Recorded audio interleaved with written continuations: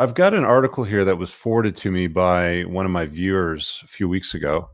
And as always, I'm slow to go through them and, make a topic of it. I thought this would be a great piece for my live show. I've also talked about it in my book in the red flag chapter under avoiding the unhappy and unlucky, which is what I've titled this live stream, because it's essentially what you're dealing with. There was a survey done in 2020, March of 2020, which concluded that 56.3% of white liberal women under the age of 30 have a diagnosed mental health issue.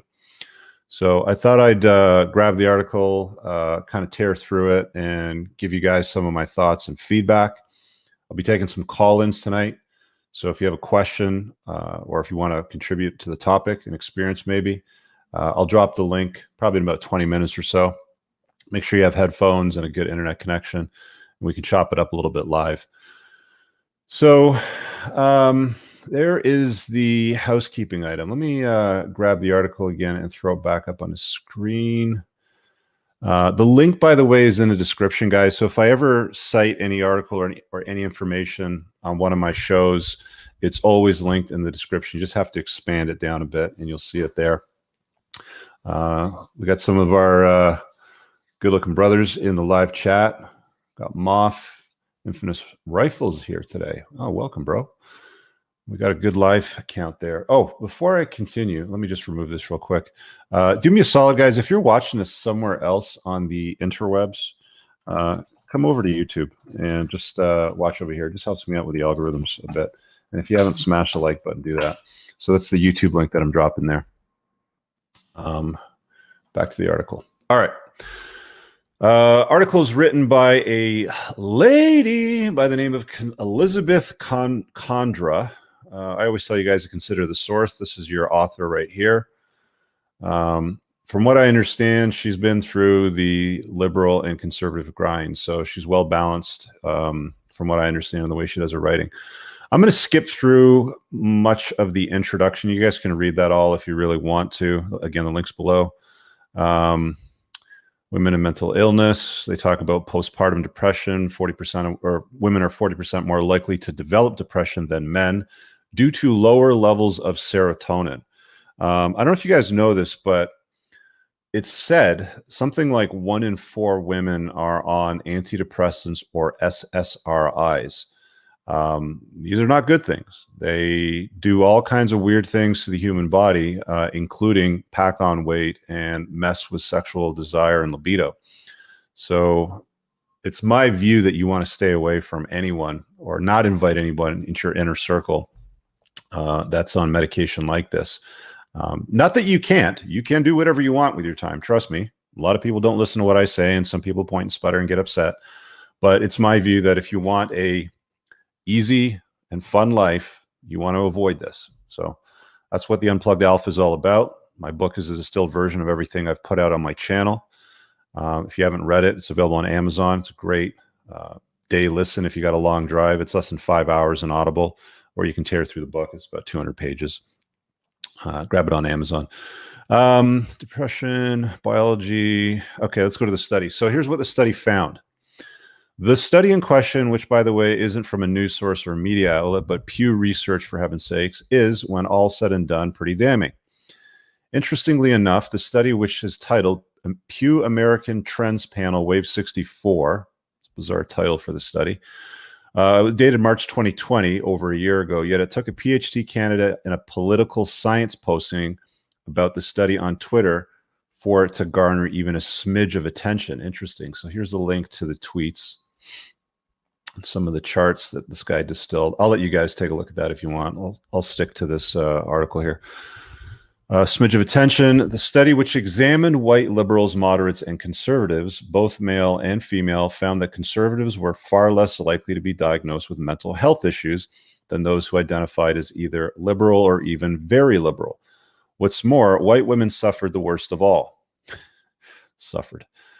White women ages 18 to 29 who identified as liberal were given a mental health diagnosis from medical professionals. So again, these are diagnosed women.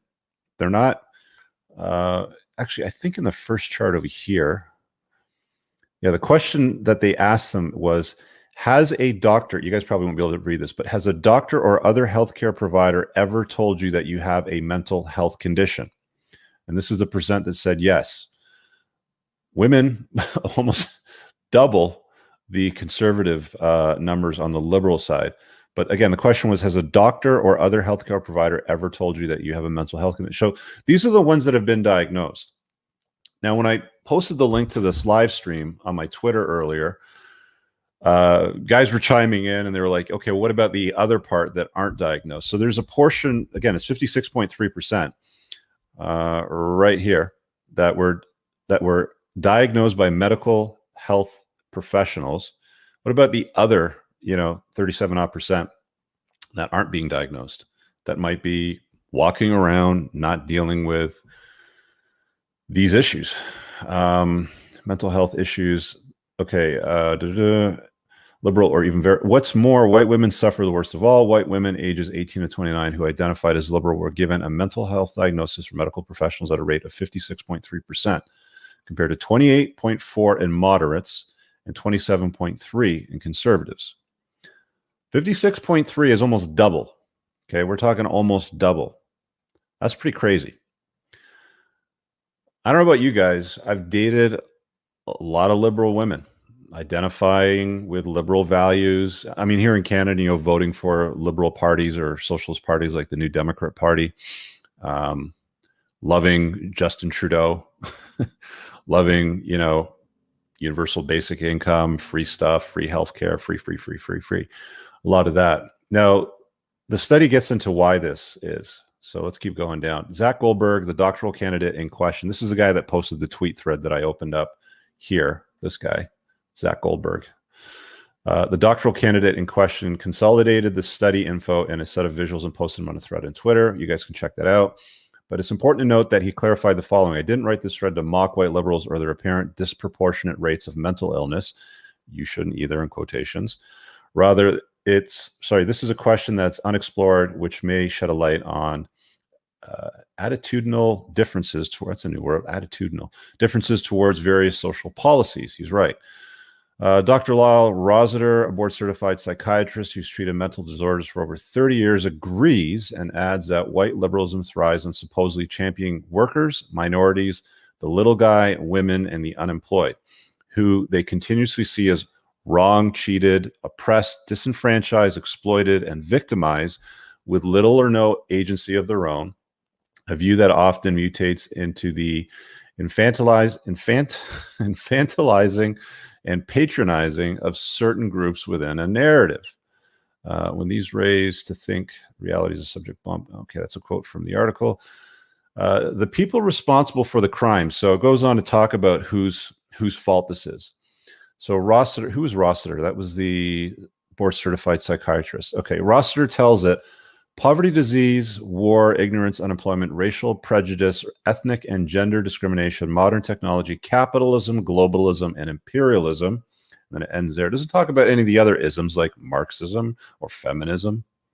It's always the other ones, right? In the radical liberal mind, this suffering is inflicted on the innocent by various predators and persecutors. Big business, big corporations, greedy capitalists. Now, I don't know if you guys noticed last month, was it June? Was Gay Pride Month or something? Or LGBTQ+7, whatever all those acronyms are. You notice how all the big corporations are pandering to that a lot lately? They're trying to clean up their image. That's what I'm looking at anyway. So they're pointing and sputtering, Rossiter says.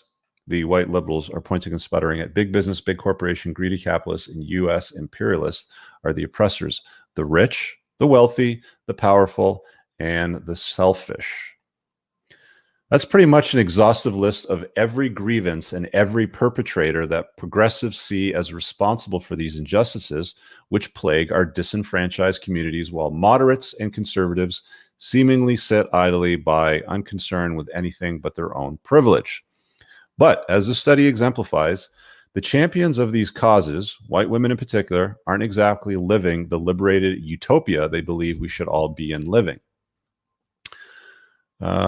Taking it seriously in closing, it's truly unfortunate that so many women are facing these kinds of issues, and that this prevalence of mental illness among progressive women might be being weaponized for political purposes. Gee, do you think so?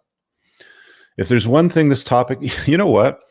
All of this would get cleared up and go away very, very quickly. Policies would improve very, very quickly in Western countries if those diagnosed with mental disorders were not able to vote. Oh my God, Rich, did you just say that? I can't believe you just said that. Yeah, I said that. Hey, sorry, not sorry. But let's be honest. I mean, if you have a mental disorder, why should you be voting on policies that govern a country, right? Anyway, if there's one thing this topic deserves, it's delicacy and empathy, which I don't have a lot of. But you guys don't watch me for delicacy and empathy. You guys come here for the cold hard truth. That's what I deliver, right? We should feel compassion for these women, especially if we've struggled with mental health ourselves. But at the heart of the matter is this: progressivism is an ideology that supposedly demands equality for all. Yeah, equality of outcome is really what it talks about, and one that keeps score to an exhaustive degree. Yeah, you'll notice that these liberal, these strongly liberal women, very far left leaning, like to keep score a lot. I've noticed that anyway, personally, in my dating life. The privilege between social classes, between races, between men and women, between religious and non-religious and more, all have to be constantly monitored. And inequality has to be exposed for the purposes of accountability. That kind of behavior isn't just unrealistic, it's unstable. In all honesty, it's understandable that anxiety and depression thrive on these kinds of environments when we're focused on it every minute. Problematic issue in our world and not able to take comprehensive, productive action to solve these problems.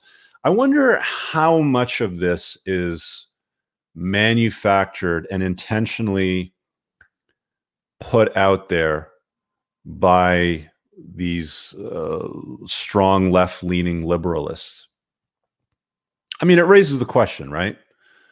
You know, to create an unstable environment and some of these mental disorders. I mean, it's almost like they're abusing these people. You know, they're using them for their own collective, you know, thoughts and needs. We're getting into closing thoughts here, so we're almost wrapping up. There's also the unrelenting focus on oppression, verbal violence, microaggressions. We know that building resiliency against hardship is the best weapon against depression and anxiety. So why don't we focus on that? Why do we have to sit around and say, oh, poor you, we're very sorry about how you're feeling right now, and we're going to put a safe space here for you? How about just resiliency and hardship, right? That's what I was made of when I was a kid. You know, resiliency and hardship, you know, made kids stronger, you know, turned them into strong adult men, you know, the boys anyway.